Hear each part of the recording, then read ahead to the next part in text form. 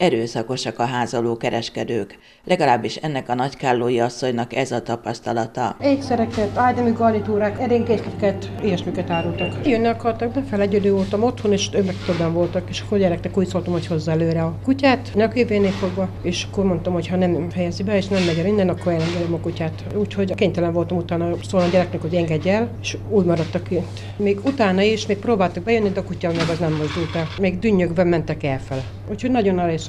Ha az ember nem akar magának gondot vagy, mert hallottam, hogy ha valaki vesz tőlük, akkor állandóan járkálnak oda, hogy vásároljanak. Akár van pénz az embernek, akár nincs. Mert mindig azt mondják, hogy kérjen kölcsön. Nagy Tiborné örülne, ha a törvénymódosítás után a nagykállói önkormányzat is szabályozná a házalást és az utcai árusítást. Egyrészt veszélyesek, mert közben azt kell néznem, hogy mit viszel az asztalról, hogy viszel a pénztárcámat, hogy viszel a telefonomat, mert volt rá példa. Másrészt nem minőség, amit hoznak. Virágkereskedőként pedig az adót fizető helyi vállalkozók védelmét várja. Egy minőséget kellene felállítani, és igenis védeni kellene a helyi vállalkozókat. Boldog-boldogtalan árulhat. Közben a kemény több 100 000 forintos iparűzési adót én meg a többi virágboltos adja a városnak. Azért ezt figyelembe kell venni. És igenis elvárja az ember, hogy megvédjék. Karakó László, fideszes országgyűlési képviselő, 20 éves polgármesteri tapasztalattal a háta mögött nyújtotta be a parlamentnek a kereskedelmi törvény módosítását. Ez a kerettörvény lehetőséget adna az önkormányzatoknak a házaló és az utcai kereskedelem szabályozására. Sok olyan személy fordul meg különböző településeken, akik, tehát mindenki ismer mindenkit, vidéken igaz ez igazán, hogy nem odavalósiak, hogyha szabad így fogalmazni, és sok olyan dolog is történt itt a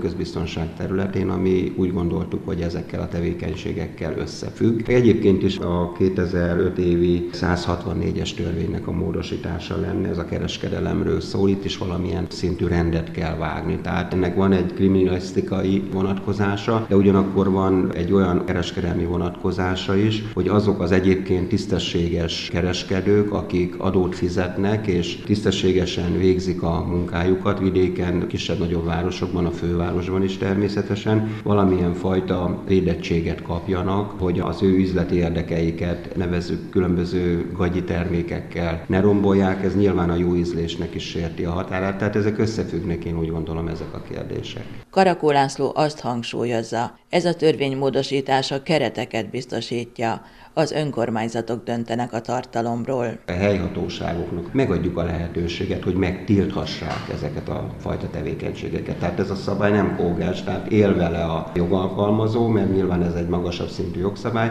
de felhatalmazza a helyi képviselőtestületet, a jegyző segítségével jogi formát ölt ez a tiltás. Török László nagykálló jegyzője szerint a képviselőtestület bizonyos korlátozásokat biztosan bevezet majd a házalásban és az utcai árusításban. Nagyon szerencsétlen helyzetet tudnak abból származni, hogy akár házalókereskedelemben, de akár egyébként ez mozgóárusításban is egy komoly problémát jelent, hogy anélkül, hogy üzletet bérelne, foglalkoztatna, sok esetben ugye ezért minőséggel is probléma szokott lenni, egy olyan versenyt támaszt a helyi kereskedők számára. Nyilván tisztességes eszközökkel igazából nem lehet ebből a versenyből jól kijönni. Akár fogyasztóvédelmi szempontból, akár adózási szempontból ezek komoly problémákat vetesz fel. A házaló és a mozgó kereskedelem szabályozására eddig kevés eszköz volt az önkormányzatok kezében. Török László szerint, ha állítanak is fel majd korlátokat, azért lesznek olyan termékek, amelyeknek engedik a mozgó árusítását. Nyilván, amikor a teljes ember jár körbe, azzal valószínűleg nincsen probléma, helyi termékről van szó, az egy teljesen pozitív dolog. De ezzel szemben azért nagyon sok minden más is jelenik meg így a piacon. Észszerű szabályokat kell felállítani, ez ennyi.